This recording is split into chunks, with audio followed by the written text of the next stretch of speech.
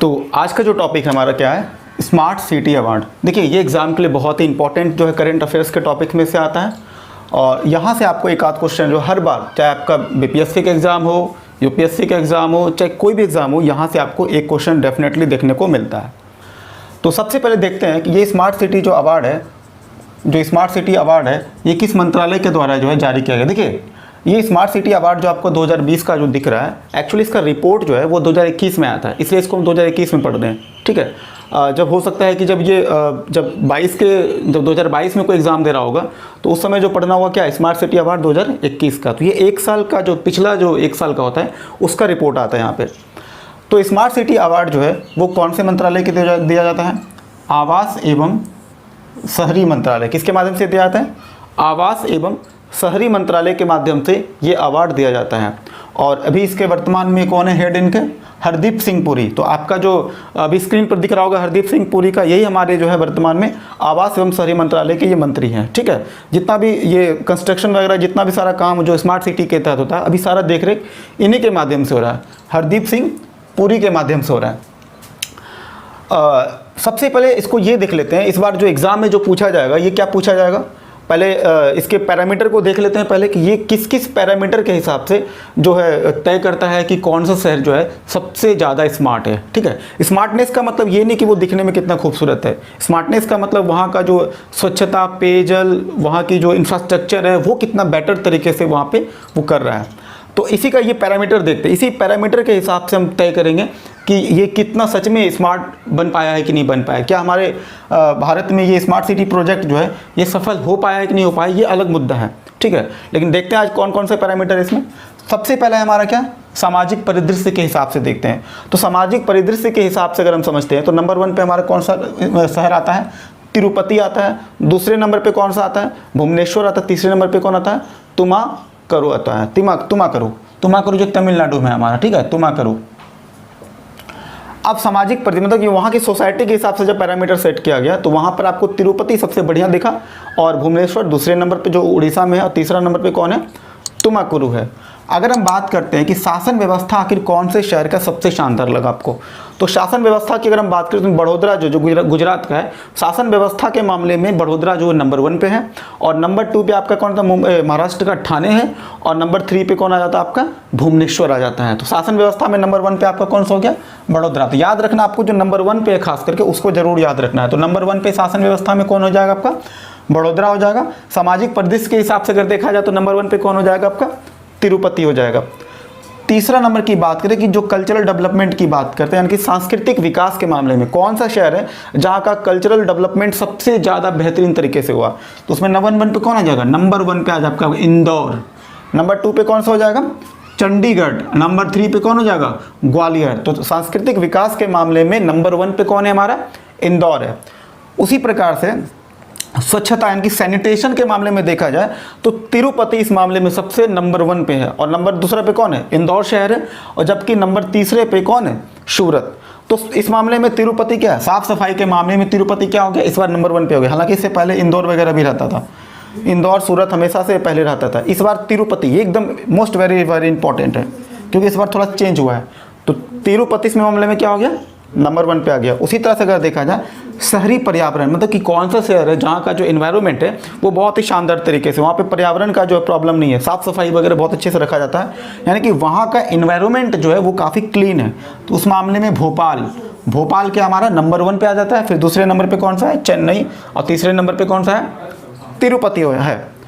उसके बाद बात करें पेयजल की, अगर हम बात करें तो पेयजल यानी कि वहाँ पे जो पानी की सुविधा जो के मामले में अगर देखा जाए तो देहरादून एवं वाराणसी इस मामले में सबसे बढ़िया है। सबसे बढ़िया कौन सा है, देहरादून एवं वाराणसी। वाराणसी तो वैसे भी गंगा के किनारे है तो वहाँ तो पानी की समस्या वैसे भी नहीं होनी चाहिए।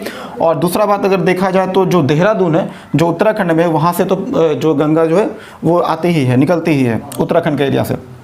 तो पानी की समस्या ना देहरादून में है ना ही कहाँ पे है, वाराणसी में है। पेयजल के बाद अगर बात करें इनोवेटिव आइडिया, मतलब कहाँ के लोग ज़्यादा कुछ नया सोच पाते हैं, इनोवेटिव आइडिया जिनके पास है, किस शहर के पास सबसे ज़्यादा इनोवेटिव आइडिया है, इस मामले में भी फिर बाजी कौन मार लेता है, इंदौर फिर देखिए इस मामले में टॉप कर जाता है। फिर हम क्या देखते हैं, तिरुपति और प्लस आगरा, ये नंबर 2 पे हमारा ज्वाइंट पे रहता है। उसके बाद बात करते हैं कोविड इनोवेशन के मामले में, यानी कि कोविड के में वहाँ पे जब कोविड का जो मामला आया था तो कोविड के मामले में कौन सा शहर जो है ज़्यादा बेहतर तरीके से, इनोवेटिव तरीके से लोगों को कंट्रोल कर पाया था। तो कोविड के मामले में देखा जाए तो यहाँ पे वाराणसी और कल्याण डोबली जो है हमारा महाराष्ट्र का जो क्षेत्र में है, ये काफ़ी अच्छा काम किया। तो ठीक है, कोविड के मामले में किसको याद रखना है? वाराणसी और कल्याण डोबली को याद रखना है। उसके बाद देखते हैं क्या आर्थिक विकास के मामले में अगर देखा जाए तो आर्थिक रूप से कौन सा शहर जो है विकास के लिए ज़्यादा बेहतर तरीके से काम किया, इकोनॉमिकल डेवलपमेंट की अगर बात करें तो वहाँ पर भी आपको इंदौर नंबर 1 पे। देख रहे हैं बार बार इंदौर जो बहुत सारे मामलों में टॉप पे करा, यहाँ भी इंदौर नंबर 1 पे है, यहाँ भी जो है सांस्कृतिक विकास में भी इंदौर नंबर 1 पे है। उसके बाद आपका फिर देख लीजिए कि इनोवेटिव आइडिया में भी इंदौर नंबर 1 पे है, आर्थिक विकास के मामले में भी यहाँ पर क्या है, इंदौर नंबर 1 पे है। दूसरे नंबर पर कौन है? तिरुपति। और तीसरे नंबर पे कौन है? आगरा। आप देखिएगा तिरुपति भी बहुत जगह पे अच्छा काम किया अपना, सामाजिक परिदृश्य के मामले में तो ये टॉप कर गया। ठीक है, अच्छा ये हमारा जो क्राइटेरिया था इस एरिया में, मतलब इस पैरामीटर के हिसाब से सारे शहर को नापा तोला जाता था कि इस मामले में ये तुम कितने बेटर हो, इस मामले में तुम कहते कितने बेटर हो। तो सारे शहर का जो ये पैरामीटर के हिसाब सेट करने के बाद पता चला कि कौन सा शहर जो है सबसे बेहतर। अगर हम बात करें ओवरऑल की बात करें, ये तो पैरामीटर है, तो पैरामीटर के हिसाब से अगर ओवरऑल अगर बात करें तो सबसे बढ़िया जो स्मार्ट सिटी के मामले में भी सबसे बेहतरीन तरीके से कौन काम किया? इंदौर और सूरत। आप देख रहे होगे इंदौर और सूरत आपको बहुत जगह पे दिख रहा होगा, यहाँ भी सूरत है आपको, और भी जगह पे इसमें सफाई के मामले में नहीं, चौथे पोजीशन पे, कई सारे जगह पे चौथे पोजीशन पे आ रहा होगा, है ना। इस मामले आप देखिएगा इंदौर और सूरत जो है कई मामले में काफ़ी बेहतरीन है, जबकि तिरुपति भी इस मामले में थोड़ा सा देखा जाए तो अच्छा काम किया है। ठीक है, तो इंदौर और सूरत जो है इस मामले में ओवरऑल डेवलपमेंट के मामले में सबसे बेहतरीन तरीके से काम किया। हालांकि इसमें जो अलग अलग करके पॉइंट वाइज करके दिया जाता है कि इस सामाजिक परिदृश्य के मामले में अगर कोई शहर अच्छा काम, उसको इतना पॉइंट मिलेगा, इसमें आपको उतना पॉइंट, सब में पॉइंट वाइज करके। हमारे लिए एग्जाम के लिए वो इंपॉर्टेंट नहीं कि पॉइंट किसको किसमें कितना मिला है, हमारे ये क्राइटेरिया ध्यान में रखना है और किस मामले में सबसे बेहतरीन काम किया।